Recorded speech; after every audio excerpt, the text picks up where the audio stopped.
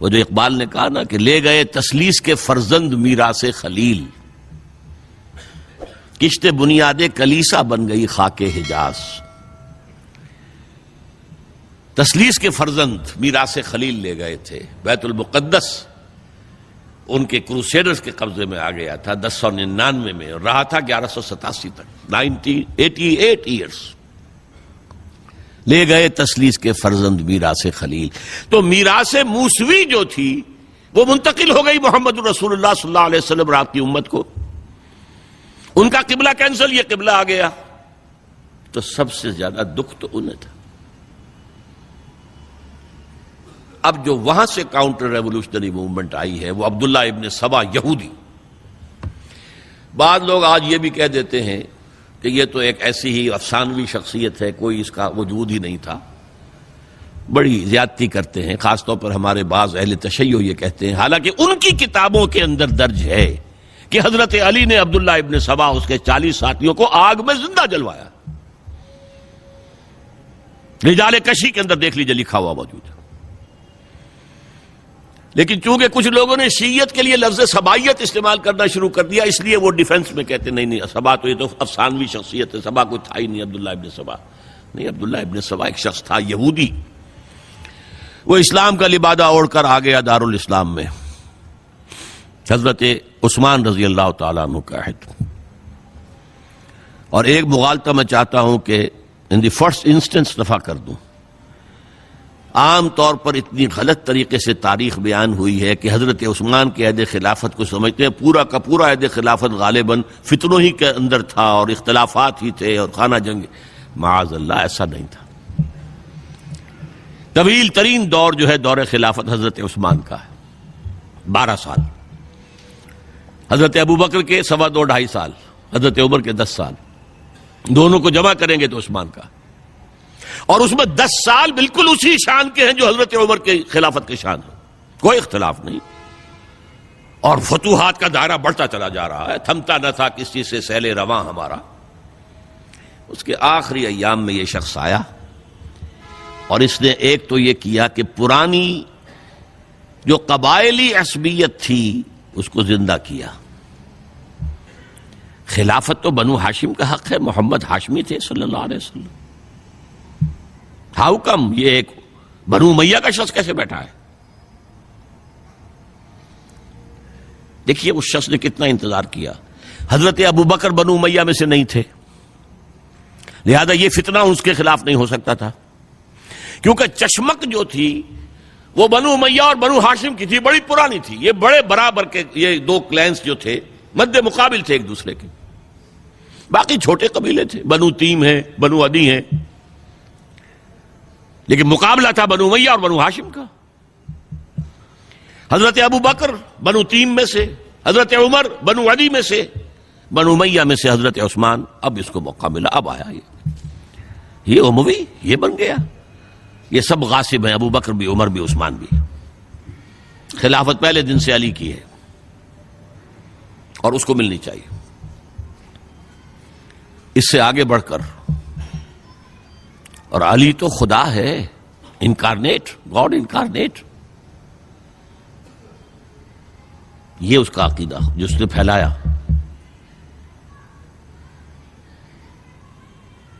یوں سمجھیے ایک شخص نے حضرت عیسیٰ کے دین کو زیرو کر دیا تھا.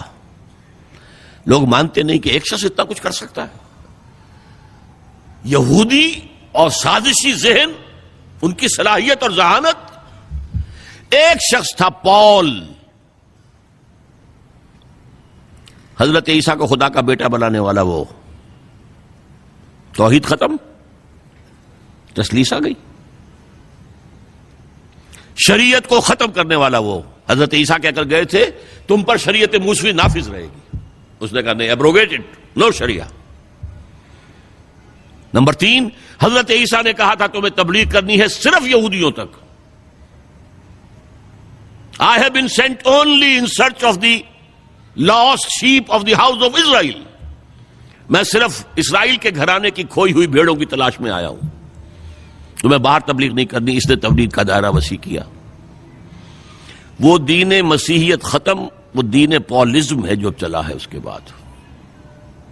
سمجھ رہے اس بات کو؟ اور یہ ڈاکٹر مائیکل ہارٹ نے بالکل صحیح لکھا ہے کہ کرسچینٹی جب تک حضرت مسیح موجود تھے وہ سوائے ایک یہودیوں کے فرقے کے اس کی کوئی اور حیثیت نہیں تھی. لیکن پال نے اسے ایک انڈیپینڈنٹ دین بنایا. ایک شخص کی کارروائی ہے یہ ساری، اور آج پوری دنیا، پوری عیسائی دنیا اسی پر ہے، تسلیس پر بھی، اور شریعت ختم، اور دعوت جو ہے کرتے پھر رہے ہیں پوری دنیا کے اندر. اسی طرح اس نے کیا، قبائلی عصبیت کو چھیڑا اور حضرت علی کا مبالغہ کیا یہ خدا ہے، اوتار، گاڈ انکارنیٹ. تیسرا کام کیا کیا کہ حضرت عثمان رضی اللہ تعالی عنہ اور ان کے جو عاملین تھے، گورنر کوفے کا ہے، گورنر شام میں دمشق میں ہے، گورنر مصر میں ہے، ان کے خلاف پروپیگنڈا شروع کیا. یہ بیت المال میں خیانت کر رہے ہیں، یہ غبن کر رہے ہیں، یہ اپنے عزیزوں کو جو ہے پال رہے ہیں، ان کو دے رہے ہیں، وہ اقربا پروری کر رہے ہیں، اور یہ کر رہے ہیں، اور ٹیکنیک کیسی عجیب. کوفے میں کوفے کے گورنر کے خلاف بات نہیں کریں گے، دمشق اور مصر کے گورنر کے خلاف بات کریں گے. اب کہاں دنیا کے پاس ذرائع تھے کہ کوئی ویریفائی کرے بھئی یہ بات صحیح ہے کہ نہیں ہے، غلط ہے؟ نہ کوئی ذرائع رسل و رسائل ہیں. اور اگر آپ کوفے میں کھڑے ہو کر عثمان نے یہ کر دیا، عثمان نے یہ کر دیا، عثمان نے یہ کر دیا، یہ کر دیا، اب کون اس کو جو ہے اس کی تحقیق کر سکے گا؟ دمشق میں گئے ہیں تو دمشق کے گورنر کے خلاف کچھ نہیں، عثمان کے خلاف، اور کوفے کے گورنر کے خلاف، اور مصر کے گورنر کے خلاف. مصر میں گئے ہیں تو اس کے خلاف کچھ نہیں، دمشق اور کوفے کے گورنر کے خلاف اور عثمان کے خلاف. اور پھر ہر طرف سے بلوائیوں کو لا کر گھیراؤ کر لیا حضرت عثمان کے گھر کا. یہ تحریک ہے جو بہت زبردست کامیابی سے ہمکنار ہوئی. یہودی سازش. اب تمام صحابہ کہہ رہے ہیں حضرت عثمان سے کہ آپ ہمیں موقع دیں کہ ہم ان کا سر کچل دیں. آپ فرماتے ہیں نہیں، یہ مجھ پر الزام لگا رہے ہیں نا، میں وضاحت کرتا ہوں. اپنے گھر کی چھت کے اوپر کھڑے ہو کر آپ نے کہا دیکھو یہ میں نے نہیں کیا، یہ میں نے نہیں کیا، میرے یہ احسانات بھول گئے ہو. حضرت علی نے مسجد نبوی میں کھڑے ہو کر جتنے الزامات لگائے تھے ان سب کی طرف سے برات کا معاملہ کیا کہ جھوٹ کہہ رہے ہو تم، عثمان پر کوئی غلطی جو ہے، کوئی خیانت ثابت نہیں. لیکن جنگ کی اجازت حضرت عثمان نہیں دے رہے. یہ میرے خون کے پیاسے ہیں نا، جب تک قتل نہیں کر لیتے جرم کہاں ہے؟ جب قتل کر لیں گے تم قصاص دے لینا. لیکن میں کسی کلمہ گو کی جان نہیں لینا چاہتا، صرف اپنی جان کے تحفظ میں. یہ ہے عزیمت کا پہاڑ. لوگ کہتے ہیں کمزور تھے. جان بچانے کے لیے تو آدمی پتہ نہیں کیا کچھ کر بیٹھتا ہے، اور طاقت ہو تو طاقت کو کیسے استعمال کرے گا. حضرت امیر معاویہ کی طرف سے پیغام پر پیغام آ رہے ہیں کہ آپ ہمیں اجازت دیں میں فوجیں بھیجوں اور ان کا قلع کما کر دیا جائے. حضرت عمرو بن العاص کا پیغام آ رہا ہے مصر سے، آپ ہمیں اجازت دیں. طلحہ، زبیر، علی اجازت مانگ رہے ہیں مدینے کے اندر، آپ اجازت دیں کہ ہم جنگ کریں ان سے. نہیں. آخر کار حضرت علی نے دونوں بیٹوں کو، حضرات حسنین، حضرت حسن، حضرت حسین، دروازے پر کھڑا کر دیا. پہرے دار حضرت عثمان کے، حضرت حسن، حضرت حسین، کہ کوئی گھر میں داخل نہ ہونے پائے. پچھواڑے سے آئے ہیں اور شہید کیا ہے. میرے نزدیک تاریخ کی مظلوم ترین شہادت بمانی مقتول فی سبیل اللہ وہ حضرت عثمان ہے. بلکہ میں جرات کر رہا ہوں ذرا، آپ کو معلوم ہے علامہ اقبال سے مجھے کتنا تعلق قلبی ہے. میں نے ان کے ایک شعر میں ترمیم کی ہے، میں سمجھتا ہوں انہوں نے صحیح نہیں کہا. غریب و سادہ و رنگی ہے داستان حرم، نہایت اس کی حسین، ابتدا ہے اسماعیل. حضرت اسماعیل کو اللہ تعالیٰ کے حکم سے حضرت ابراہیم ذبح کر رہے تھے نا، اور حضرت حسین ذبح کر دیے گئے. تو گویا کہ ابتدا جس کی ہوئی تھی حضرت اسماعیل سے، اس کی انتہا حسین پر ہوئی. میں کہتا ہوں بالکل غلط.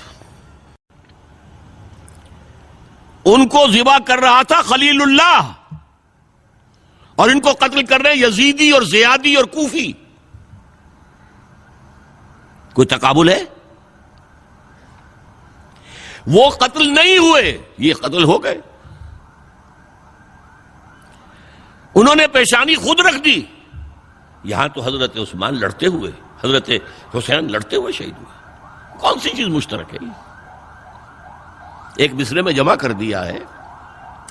صنعت لفظی تو آپ کہتے ہیں اس کو، لیکن کیا مشترک کیا چیز ہے؟ اور میں نے امید ہے علامہ اقبال سے ملاقات ہوگی اگر آخرت میں، تو وہ میری اس بات کو تسلیم کریں گے. میں نے اس شعر کا دوسرا جو مصرع ہے بدلا ہے. نہایت اس کی ہے عثمان، ابتدا حابیل. حابیل جنہوں نے کہا تھا بھائی جان آپ مجھے قتل کرنے کے لیے ہاتھ اٹھائیں گے تو میں اپنا ہاتھ نہیں اٹھاؤں گا آپ کو قتل کرنے کے لیے. عثمان نے کہا کہ میں نہیں کسی کو قتل کروں گا، کسی کلمہ گو کو. جو مجھے قتل کر دیں گے پھر ان سے قصاص لے لیں.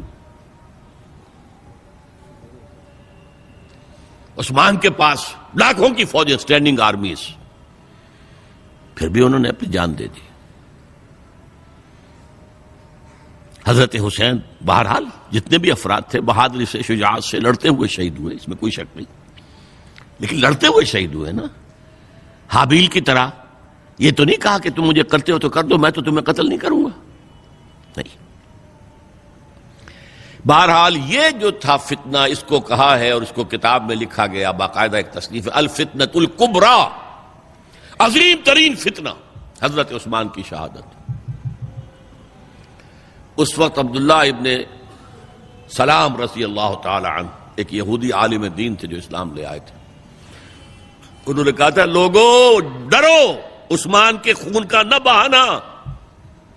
میں جانتا ہوں تاریخ بنی اسرائیل کی، اگر کبھی کوئی نبی جو ہے اگر شہید کیا گیا تو 70,000 آدمی اس کے بعد مارے گئے اللہ تعالی کی طرف سے.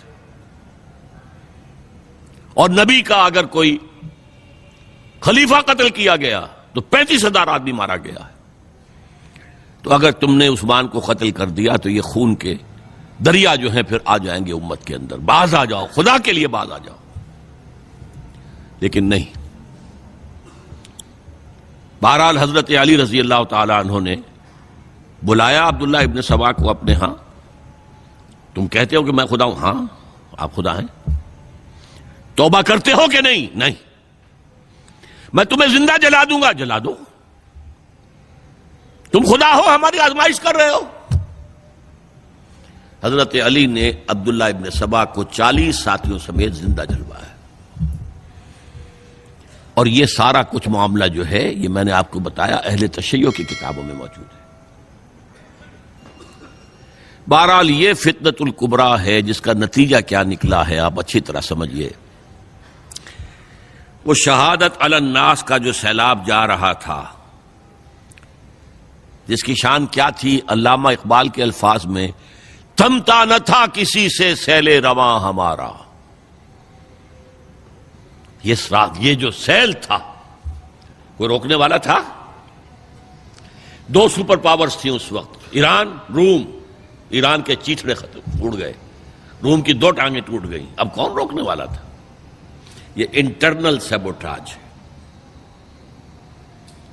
اس کے بعد جو باہمی خانہ جنگی شروع ہوئی ہے، 1 لاکھ مسلمان ایک دوسرے کی تلواروں اور نیزوں سے ختم ہو گئے.